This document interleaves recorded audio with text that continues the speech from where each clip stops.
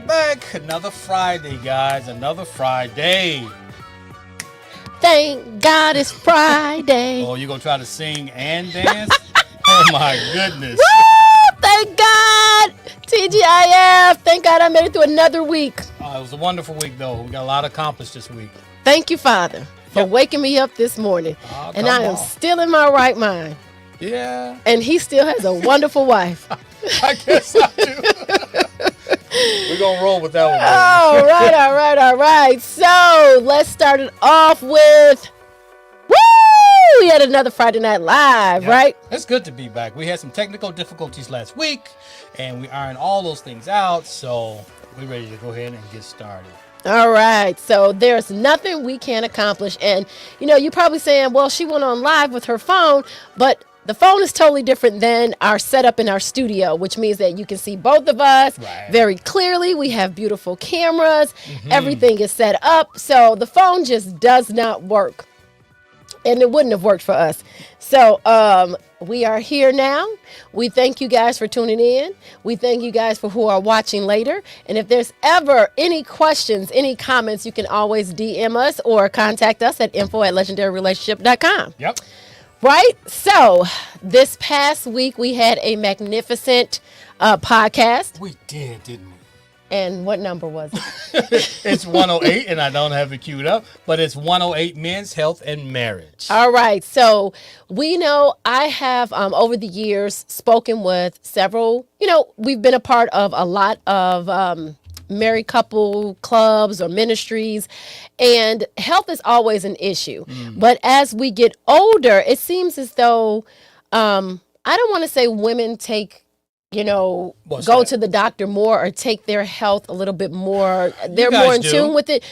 But guys just tend to think that I'm okay. Yep. Right? I'm okay. Like, I'm not going to go to the doctor unless I feel like something's seriously wrong. Right. Or they wait, and then it has escalated to a point where their health is really in jeopardy. So that episode was with Dr. Brandeis. Yep, him. Dr. Brandeis. And he was magnificent. Yes, so we thank our guests. Tons of information, yes. Yes, and we felt that it was important to discuss the issues of men's health because that's a vital part of marriage. And statistics show that women live longer than men, right? So, it's out there. So women just tend to live longer because of maybe we take care of ourselves better. Maybe we get preventive health better. Maybe we maintain. Well, you guys go to the doctor more than we do. So whatever the reason is that this is something that we need to, we felt, Jason and I felt we needed to put on the forefront of marriage because,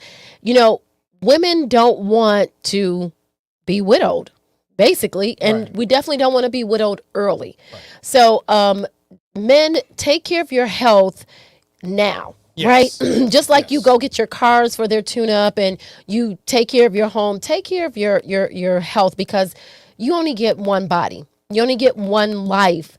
And if you're not taking care of your health is the whole essence of yourself. And it is so vitally important.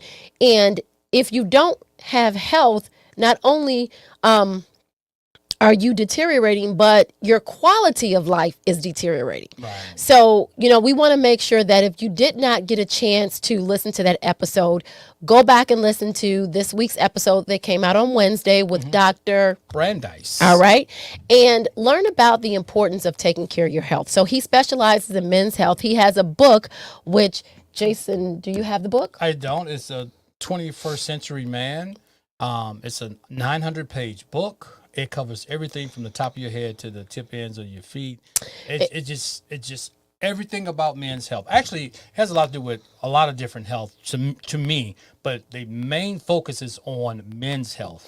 Right. And so when he says it's focused on all health, it talks about diabetes, it talks about high blood pressure, it talks about exercise, it talks about eyes, feet, sex, the sex organs. It talks about everything. So it's a collaboration of the best doctors in the world that he collaborated with that came up with this book. So one thing I do want to say, if you love your husbands, like I said in the post, and I know you do, get them to listen to this episode. This episode is for men.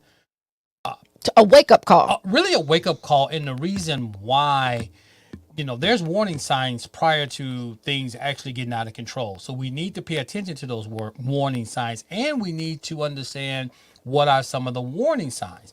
And also in the episode, he dropped how to compensate or Compensate. no, talk to your doctor Oh, on okay. the visit. Right. Things you should do. Right. Right. It's How to make it count. right. How So many he went minutes do through. you get? I think he Right. said you get about 15 minutes per patient per the insurance or something like that. So I you don't think it have was time. right. Yeah, So he you was don't have a lot like, of make sure time that to- when you go to the doctor, that you know exactly what you're going for, the Right. right questions to ask. So it was really it was a like really good in coming depth. in and giving them all the information in a very short period of time. And if you can do that in a very short period of time, and he explains it in the episode, so please go back, have the men in your life to listen to it, young, old. I mean, he concentrates from 35 to 80. But you really want to have men listen to this episode. Your because husbands, exactly, your brothers, your uncles, whoever.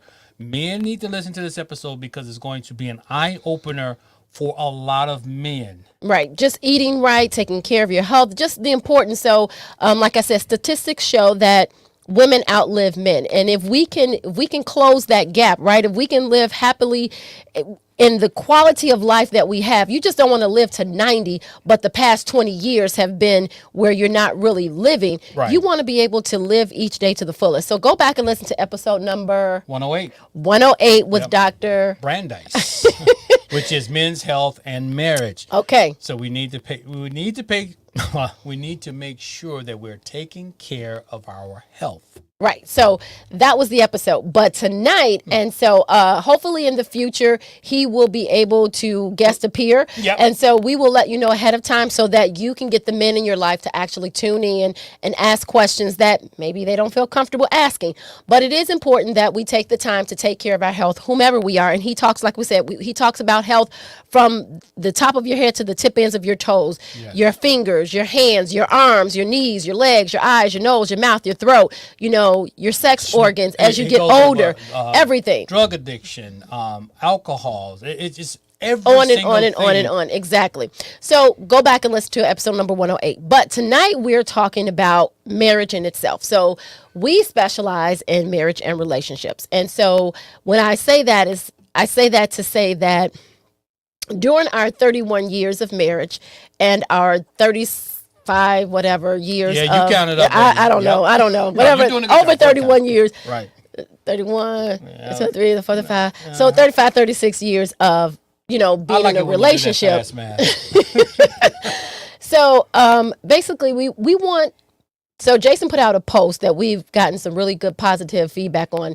And it said that we always ask, people say, well, communication is very important in a relationship, right? We already know that. Communication is important in anything, right? When you have a job, you have to be able to communicate. When you're going to school, you have to be able to communicate. And there's different ways of communication. But telling somebody that communication is important in a relationship is one thing. But showing people and helping people and teaching people how to communicate is a game changer. Right. So I know that I need to communicate with my mate. I know how we communicate. I know how the communication gets lost, right? And so we have to be able to not only know what to do, but actually how to do it. Right. So tonight we're focusing on just giving you some knowledge, dropping some gems on things that, about marriage and relationships and how to change the relationship of marriage, right? And so part of our life is from the time we're born is about learning and growing, right? So when we're born, from ages birth to 2 years old, they tell you that's the crucial part of your child's life. Like you learn, basically, that is your foundation of how you're going to learn and what you're going to learn for the rest of your life. So that is a very crucial point. So during that time from birth to 2, you're learning and you're growing, but you're not really paying attention to it, right? And so from the time that you're 2 until you're 10 or 12, those are those years that you're constantly growing and learning and you're building blocks and you're moving forward more and more and more. And you're doing it, you're learning and you're growing, but you're not really paying attention to it. You're not saying, oh, today let me Because write down everything that I learned. Right, because that's part of evolution. You're just Exactly. growing up. You're not really paying attention to the things that you're learning and how you're being shaped about your surroundings. And we know that it's important to learn and grow. Right? We know this as when we become parents, we know it's important for our children to learn and grow. We know for ourselves that it's important for us to evolve and learn and grow. But we don't look at that same way when it comes to marriage.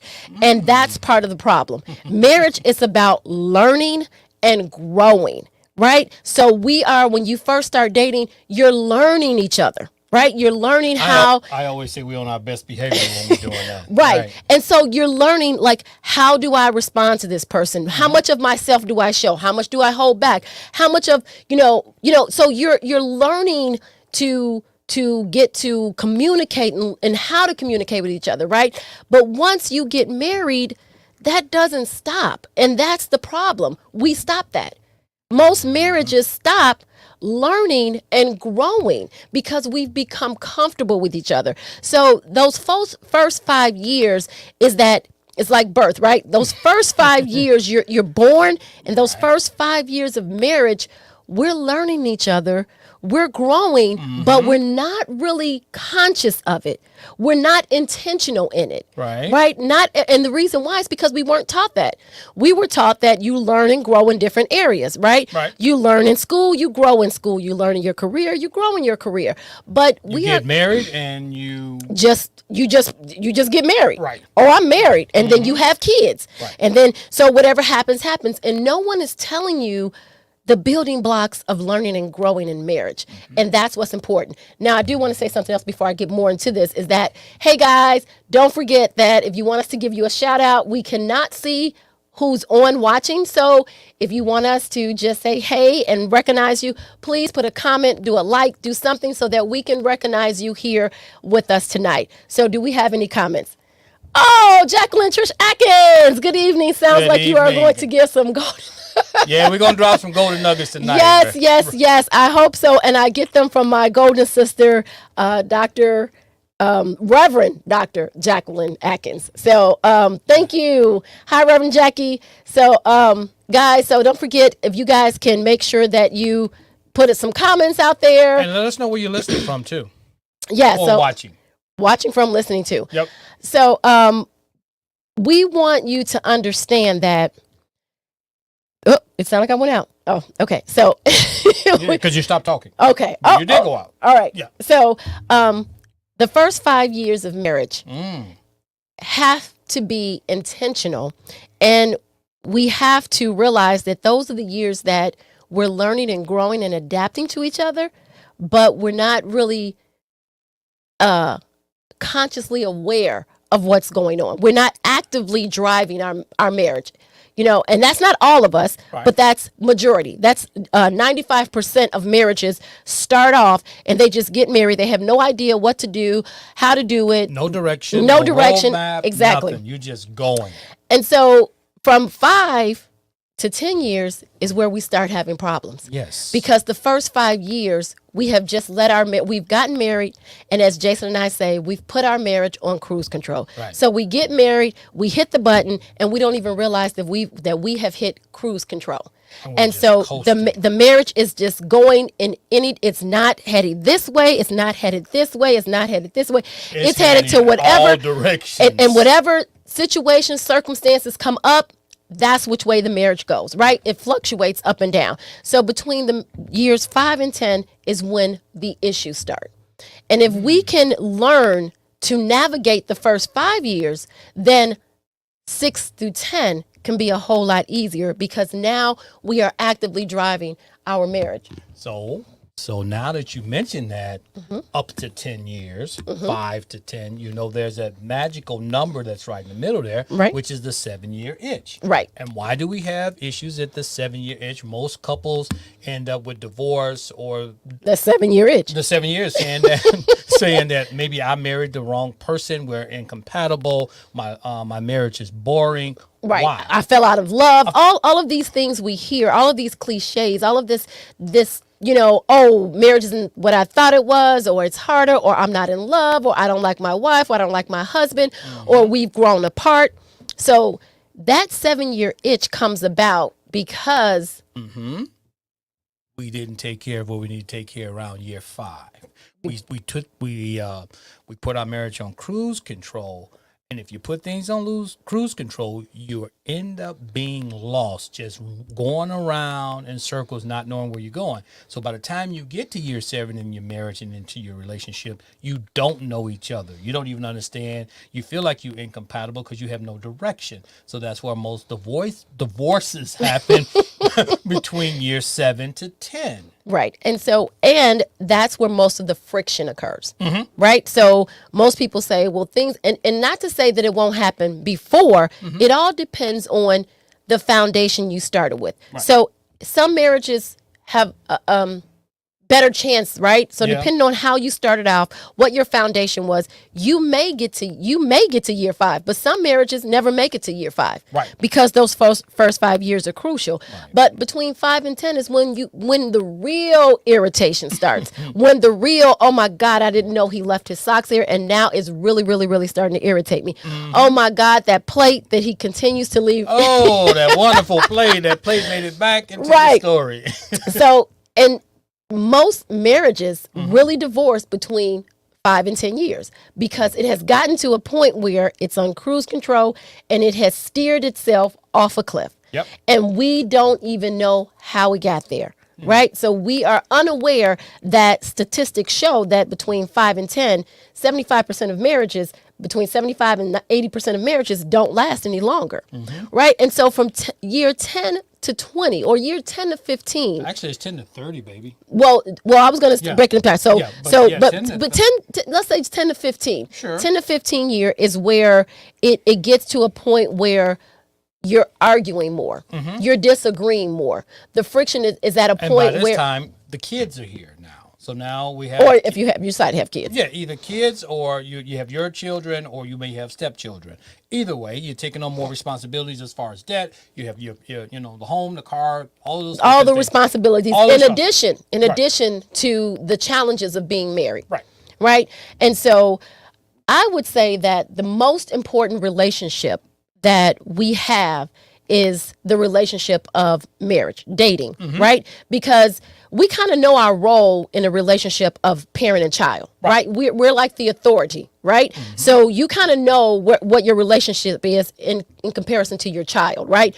When you have a job, you know your role in the relationship as employer and employee, right? You know your boundaries, you know the things that you can and can't do. So that role, all of these roles are kind of defined.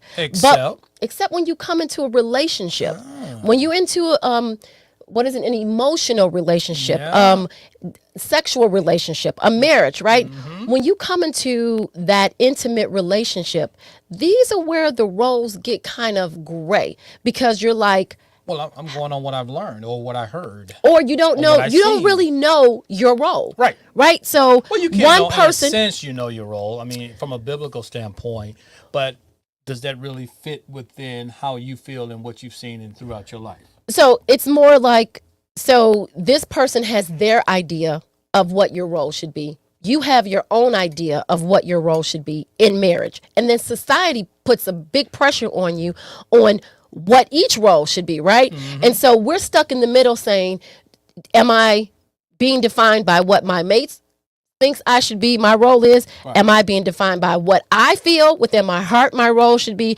Or am I letting society define what my role should be? And oftentimes we don't have these conversations with our mate. Oh, no, we don't. So these roles are blurred and that's part of where the friction starts, right? As we said before, having a clear, concise communication. So we talk about communication is key, but if we don't know how to effectively communicate, if we don't know how to change the game of communication, how to break down the barriers of what I'm saying and what you're hearing, right?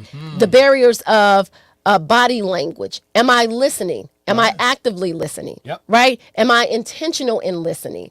Do I care what you're saying? So we're talking about things that are so crucial in the beginning first 5 years that can make a true difference in your relationship. Most marriages, if they can get up to that 15-year mark, then things get a little better, and it's not because they've actually taken the time to make it better. It's because we get to a point of, for those marriages that haven't divorced, we get to a point of, it is what it is. He is what he is. She is what it is. I'm gonna do me. He's gonna do him, and that's just what it is. Right. This is what our We're marriage gonna is. raise these kids, and we're gonna get out of here. We just everybody's on the different plane here. So or I'm not trying to really make it better. I'm not trying to make it worse. I'm just married. Yep. Right. And so we talk about that still being part of having your marriage on cruise control. What's the point of being married and wanting a life mate to be happy with if you're not happy? What is the point? Life is meant to enjoy. And when you find a mate to enjoy it with, that's it. That is exactly what we're supposed to do. So what is your take? Because I know sometimes I start talking a lot and Yep, that's all right. You can talk. Okay. What were you saying now? What's my take on what now, babe? What is your take on when we're talking about what we've done in our marriage to be intentional and not making sure that our marriage was not on cruise control? Right, because I mean, like, listen, this was our first marriage, so we had to learn. We didn't know, right? So what did you do? We went out and we seeked education. We joined clubs. Married couples clubs, married couple clubs, right? not the nightclubs. Right. You want to hang out with people that have healthy relationships or are working on their relationship. Are to make it supporting better. each other. Are Right. supporting each so other. it's more of a club or whatever to Marriage ministry. right Right. to work together to say, hey, I want to be like with these like-minded individuals. I want to know how to make my marriage better. I want to discuss some of these things with other people that has gone through it to help make it better. Right? We're reading books. We're going to seminars.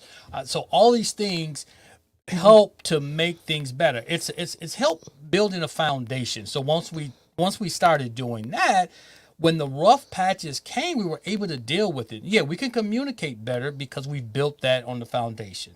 And we didn't have all the answers. No, we didn't know everything. We didn't know everything. We thought we did, but we didn't know everything. And that's the thing. It's fine to think you know everything, but in reality, you need to be teachable. And you have to be willing to learn each other constantly as you evolve. Yes. Right? Because the Tina that I knew when we first got married is not the same person now. So Exactly. as we evolve, we have to continue to learn likes and dislikes and pay attention, right? So that's how we learn how to overcome a lot of things because we worked at it. Right. And so we knew that we didn't know everything.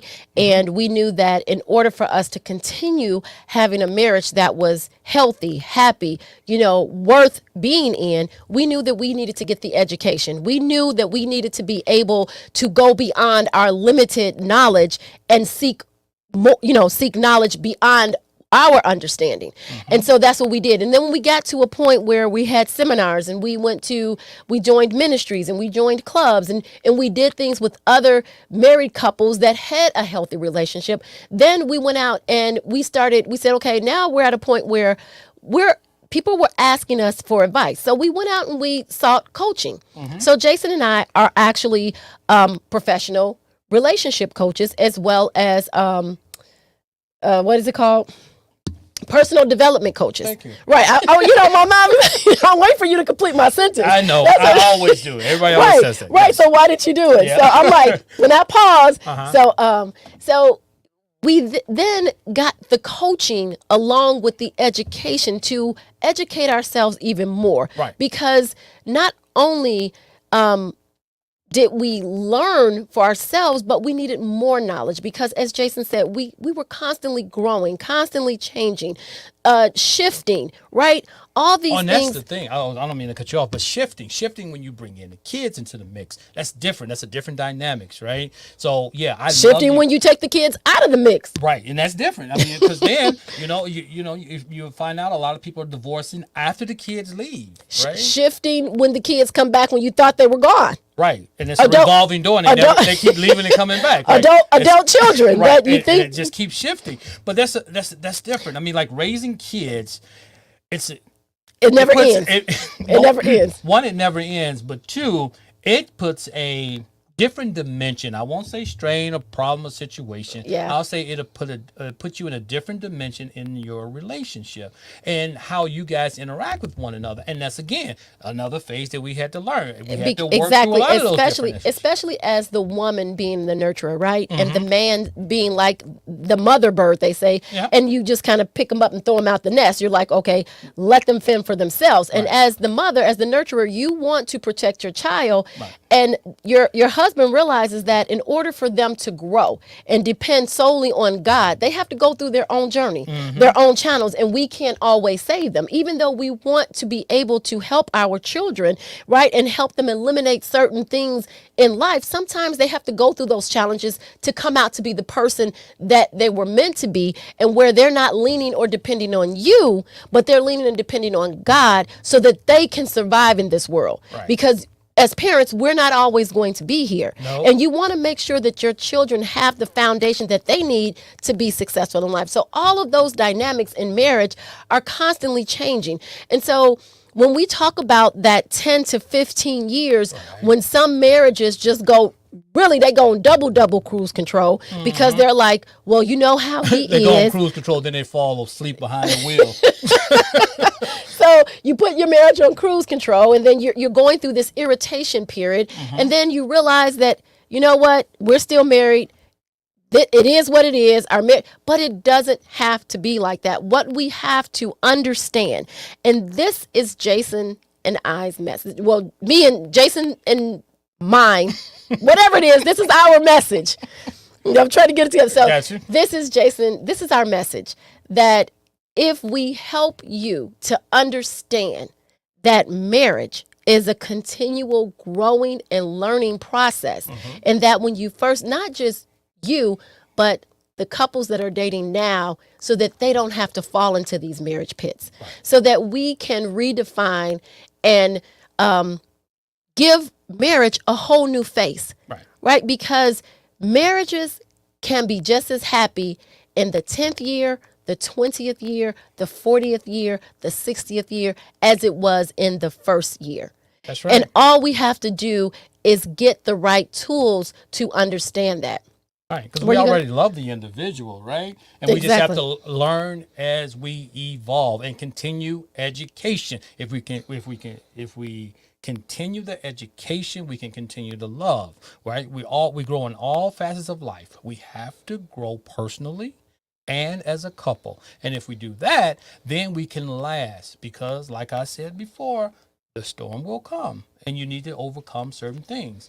Now, one thing we teach, we teach to take the situation or the issue away from the marriage and set it out, and you guys both attack the issue versus trying to Attack each other. with the issue in the middle. Exactly. And you can't get Exactly. beyond that. Right. And what we also have to understand is that, you know, Yeah, I what was like it? this. Absolutely, marriage can be happy or happier in the 49th year.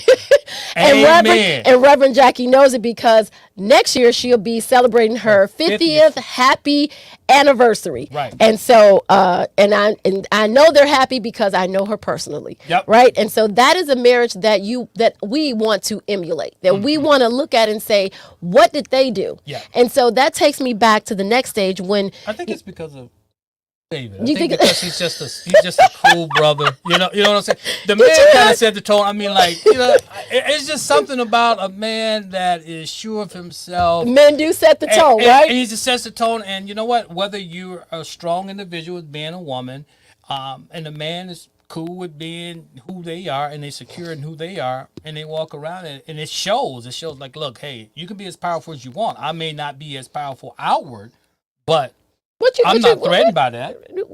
We talking about marriage. We ain't talking about individual people. Well, Okay, well, that's what it is about marriage, though, That's what right? it's about, David. Right. All But I'm right. saying that helps. So- But yeah, if you marry right And some people, and you let the person be the person and not try to control them, it or always fit them in a box. Right. And that's what we mean by roles, right? Initially, what is my role in this marriage, right? Am I being true to myself? Go ahead. Your points are well taken. We work with things that make us happy. So it makes sense to work at your marriage. That's right. If you are going to experience a happy marriage, absolutely. And we understand and it's that. how you and you know what? It's how you look at it. You know, like you said, you work with things that make you happy. Right.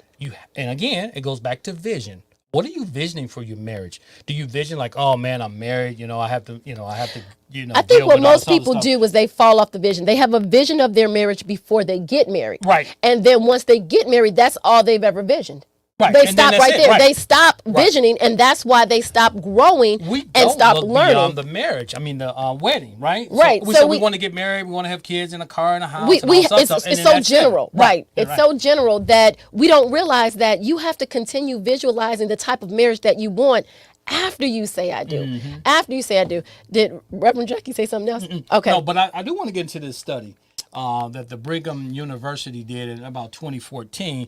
They surveyed about 2,000 women, and they said that, what is the common factors? And they found out that happiness and communication declined from the time of marriage, or they meet each other in the honeymoon stage, to 10 years, that it was all but done. It had declined so that they figured that, hey, I didn't marry the right person, or this marriage isn't for me. I'm bored in this relationship. All of these different things. Now, they like I said, they surveyed 2,000 women, and basically that's what the census were.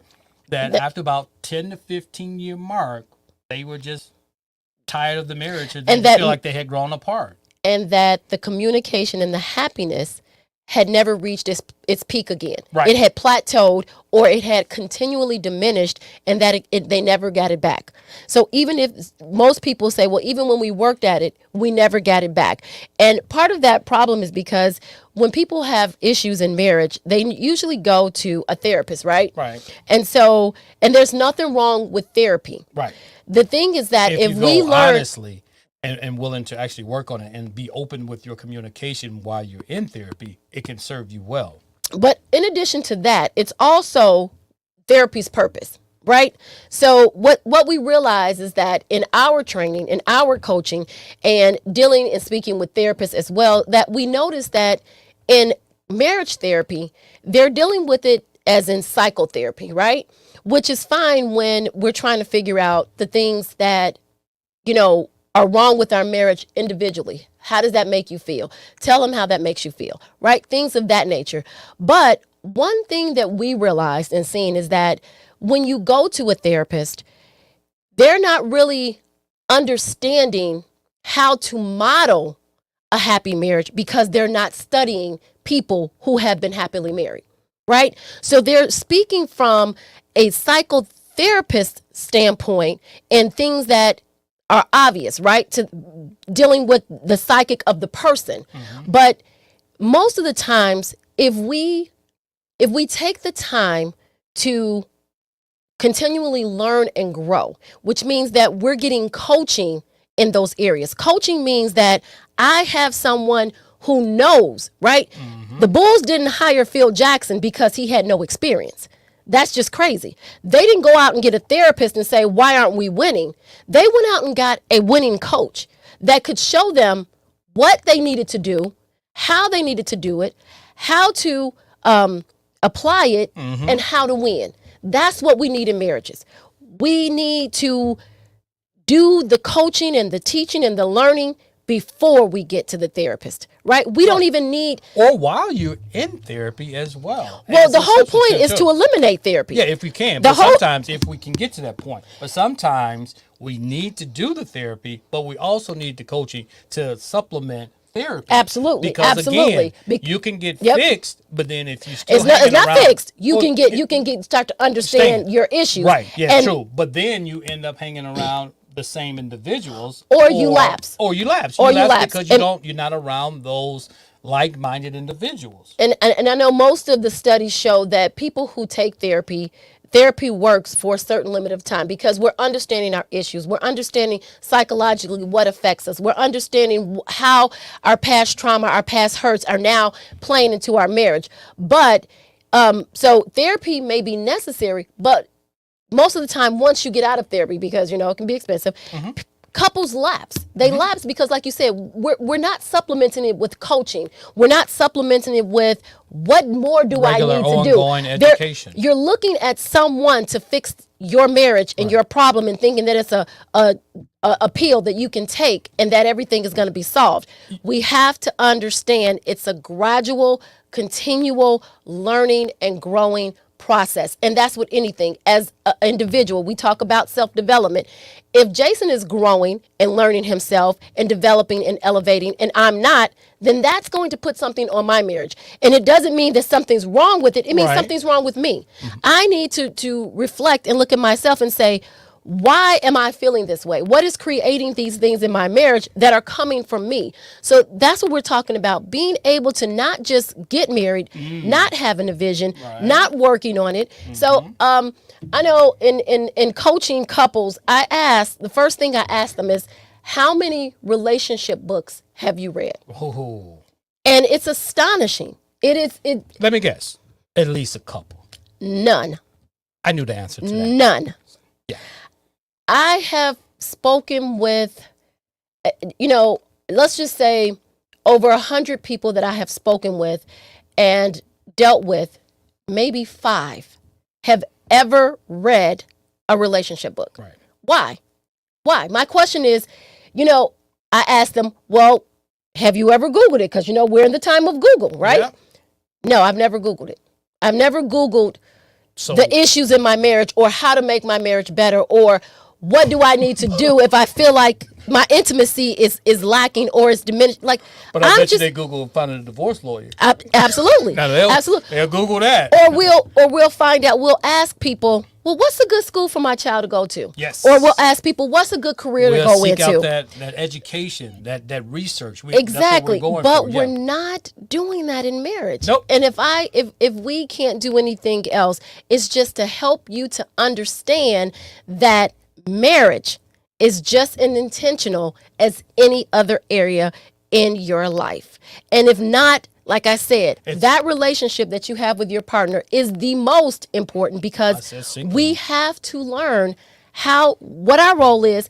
How do we communicate? How do we fit together in a way that supports me as an individual and supports my mate as an individual, where we're growing together and not apart, that we're in alignment and moving forward and not one's moving forward, one's moving backwards, or I'm going left and he's going right. So we have to understand the roles that we're playing in our marriage, in the success of our marriage or in the failures of our marriage. Right. Because you will have failures, but there's a lot to be learned from failing. Failing does not make you a failure. It's okay to fail. It's okay to stumble, but you learn a lot if you learn from it. If you learn from it, right? And it makes your relationship better because of what you've gone through. So Nancy, thanks for watching. Nancy says true. Yep. Morgan Bishi says very true. Absolutely. Yeah. So I know we've expressed the part of arguing. Oh, okay. Some people say, am I reading this? Mm-hmm.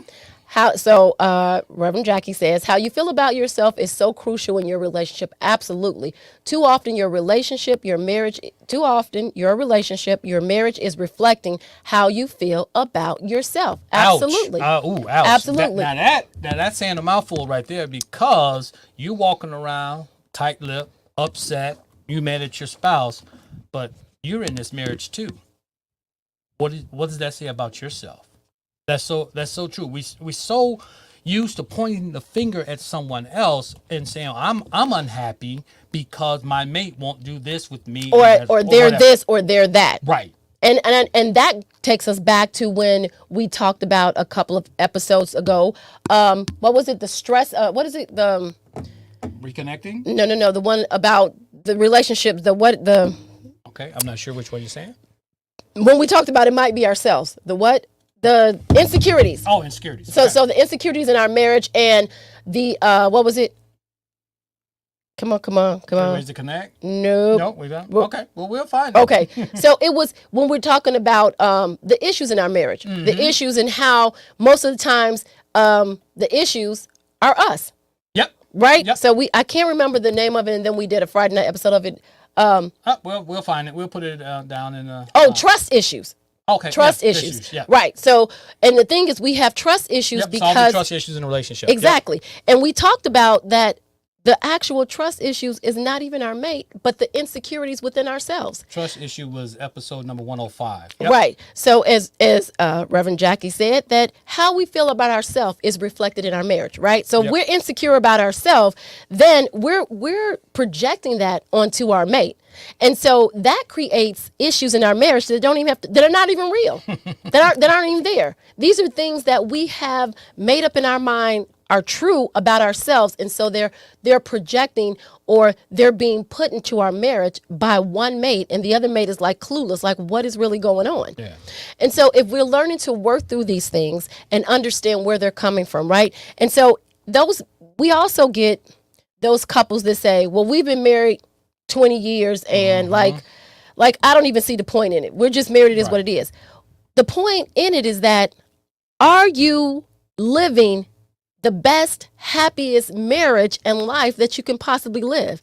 If you're not, then what is the point? What is if I have because to wake I'm up? married, the fact that I can still say I'm married, I've been married for X amount of years. Or And just because you've been married for X amount of years does not mean that you're happy. Does not mean that your marriage is moving in the right Let's direction. not forget the reason why we got married. What is the purpose of marriage, right? If I can be I loved you and I wanted to provide for you. I just wanted to be around you all the time. Exactly.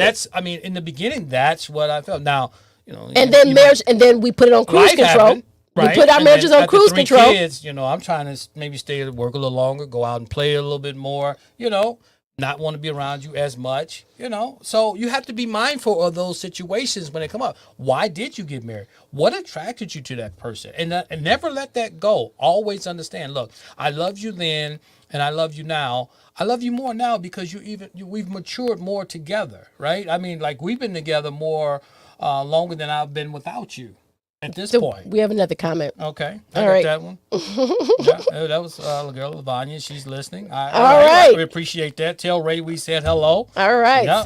So understanding that marriage is a journey. Yeah. Life is a journey. Everybody's journey is different.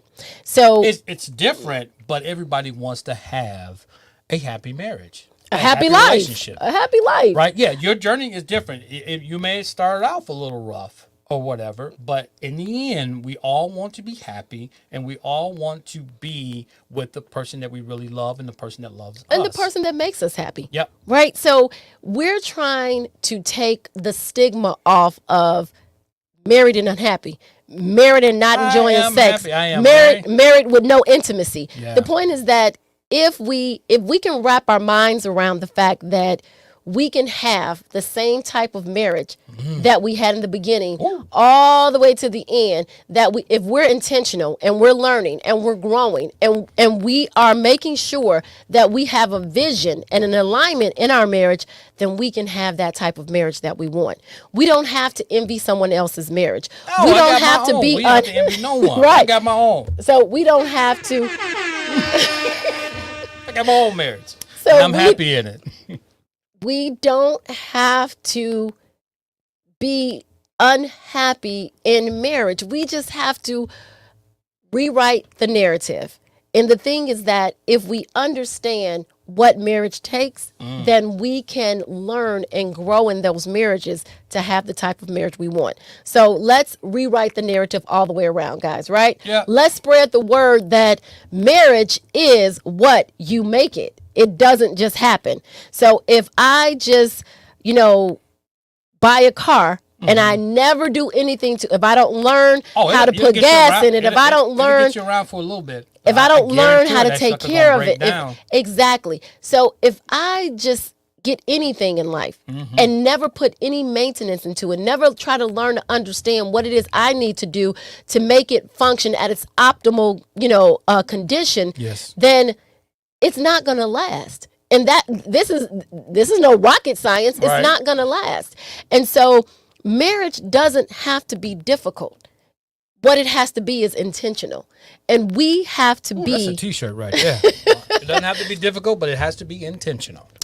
we have to be the driver in the driver's seat, knowing where we want our marriage to go. And if you're not, then you have no right to complain. right? If you're not putting in love, you're not going to get out love. Right. If I'm not putting in gas, I'm not getting to the next block. So you have to make sure that we are doing the things, we are learning the things, whether that's us dealing with past hurts, whether that's dealing with past baggage and bringing into our new relationship, whether that's understanding the journey that marriage takes, right? The twists and turns, the shifts, and the support, the love, all of these things that is incorporate, all of these things that are incorporated in a relationship that move us forward. Yeah. So just making sure that we understand that we can change the statistics of divorce. Of course, right? We can. And oftentimes, I feel like in later years that people are choosing to do the long-term relationship because they're thinking, well, if we get married, things are going to change. Well, things are going to change regardless if you're married or not. Change is a coming. That's for sure. So, not being married doesn't mean the relationship is foolproof, right? Right. It just means that you're not 100% in. Right. You're not 100% committed. Right. You don't believe that this person that you have chosen to be with is worthy to be the mate for the rest of your life. Right. And people, if I can be happy, you're definitely not sugarcoating it right now. You just stepping on everybody's toes that's out there in a committed relationship. So the point is that you have some marriages that are more happy or happier than long-term committed relationships. Yeah. And so if we understand, we have to get rid of that narrative that marriages just don't work, that the love falls, that the sex goes away, that the intimacy isn't there. The thing is that can happen in any relationship. That's why people jump from relationship to relationship to relationship, because they're trying to find that spark, that renewal, that revival again. Yeah. The point is you can have it in the same person over and over again.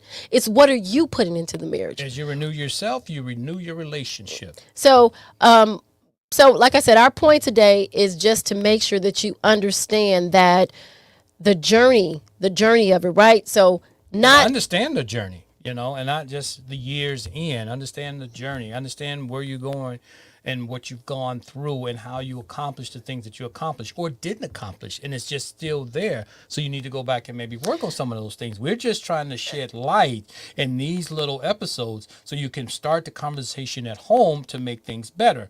I mean, these are the things that we work on in our groups. Right. These are some of the conversations that we have with the couples that we coach. Right. So we're just bringing you a little bit of the tidbits of the conversations or the headlines that we deal with, so you can start the conversation, so you can get ready to continue to move your relationship forward. This is what we're doing here to just kind of help you along. I know lots of times we complain about our marriage has gotten stale, right? So the happiness has died down, the communication isn't there, or we're okay, we're happy, but it's a little stale, it's a little doldrum. And so people still don't know what to do in those situations. Right. Well, if you have stale bread, do you eat it? Do you just keep it? Right? Do you just keep it and say, okay, it's just stale, I'm going to keep it? No, you change it, right? You change it. Okay. So I thought you was going to say throw it out. I was going to say, man, that's some tough love right there. Throw it out. Okay, so we going to change the situation. We're going to change it. We're going to change it to take away the staleness, take away the stagnation. I got you. Talk to me. Again, we're going to jump into this driver's seat of our marriage, and we are going to go on a joyride where we're enjoying marriage every single day. We're getting rid of the stagnation. We're getting rid of the staleness. We're getting rid of the intimacy issues. How? By being intentional. How? By us showing you, by other people, by reading books, by getting knowledge. How do I take my marriage from A to B? How do I not let my marriage get there? Right? So you keep it fresh and not stale. We have the power. If we can just understand that. The power is not in divorce. The power is not in finding another person that probably the same thing is going to happen, right? So we're not looking for someone else, as we often say, to make us happy. The happiness is within. And when I find happiness within, I can then express and share that happiness without. And so Jason and I are now sharing in his happiness, my happiness, which bring more happiness, because all I want to do is be happy. That's right. Nancy Smith say, we're going to toss in we're going to toss it in the toaster. We're going to toss that stale bread in the toaster. Or we're going to make bread pudding, right? Yep. So I know my mom used to always say you need stale bread for bread pudding. And bread pudding is good. It's delicious. Right. So we're going to learn how to change that stale and make it taste so good. Make it be so good, right? We are just going we are going to change the face of marriage where people are going, what are they taking? Right. What the heck is going What are on they over taking? there? And I want some of it. Give me some of it, Right. right? So we want you to spread the word that marriage can be happy, but it has to be built. It has to be built. It doesn't just happen. And so we are changing marriages one day at a time. That's right. But Take that them was- off cruise control. That's right. That was just one of the tidbits today. And if you're sitting back and you know that you are not being intentional in your marriage and your marriage is going in a direction that you really don't like right now, that's a wake up call to say, what can I do differently? Yep. What can I do to shift the tide? Because what you've been doing so far It's hasn't not working. Or you just push the I got married button, which is the cruise control. The easy button, right? The easy button. Yeah. Which The is easy cruise. button. So that was the easy part, getting married. All right, now we got to do some work. So Now we have to do some work. All right, so that's what we have for you for today. You know, that was a lot of fun. And last week we do apologize again. We were having Some technical difficulties. and I just want to say, so a couple of episodes, and this has nothing to do with what I'm doing now, but I Okay. just want to say that my sisters are so funny. My sisters are so funny. So one sister, because they don't always tune in and they hear the replay, you know, a couple of episodes ago, I don't know which one, I was talking about the lessons that I've learned from my sisters. By being the youngest, I was able to experience a lot of things through my sisters. Okay, I learned that this is what I didn't want in my relationship. Okay, this seems like something I do. I learned how to be a mom. I learned how to be a girlfriend. I learned how to be, a wife. I so learned thank so you many. to all the big sisters. But my sister did not appreciate the fact that I said a few things, but she was so funny. Yeah, just like she said this. And so we have prayer, and she mentioned it, and I just thought that was so funny. And then my other sister, she's funny too. She was like, There oh. go one of them right there.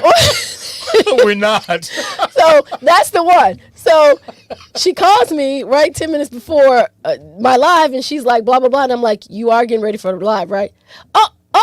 So she's always talking about she's going to tuning be in to on. see if you're going to make So mention about. I just love my sisters. They what you are learned. so funny. They Yeah. are so funny. I just, like, you guys just have no idea. I just crack up about them. My sisters are so funny. Sometimes I think about it, they're just so funny. right. And they like, what the heck? What are you talking about, Tina? So, but truly, we learn from our experiences. We learn from the things around us. And so I have learned so much from my sisters and my older cousins and, Yep. And of course, I said, from my like mom. I said, but thank you very much for what you taught her. I mean, it helped us Things with our that- things that relationship. you know that you don't wanna do The and you likes do and wanna do. dislikes. Yeah, I really appreciate that.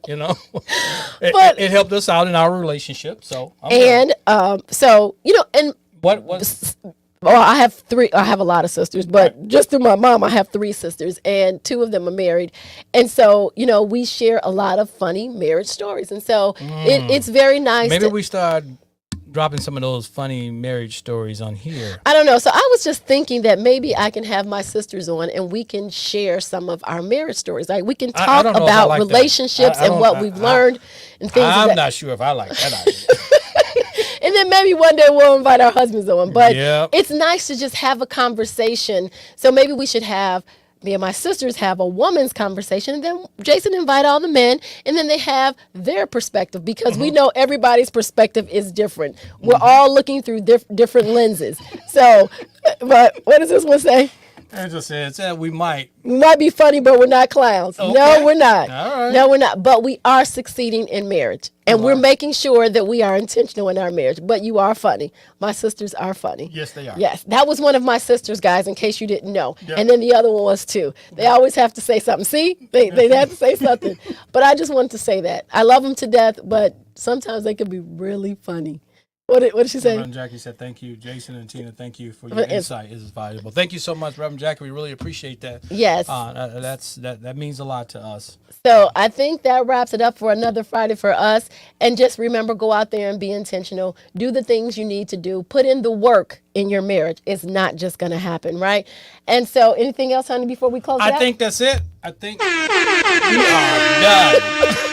You got a new button, guys. Yep. So as always, we're in it to win it. All right. Peace out. Have a great weekend. Till next week, guys. We love you. Goodbye.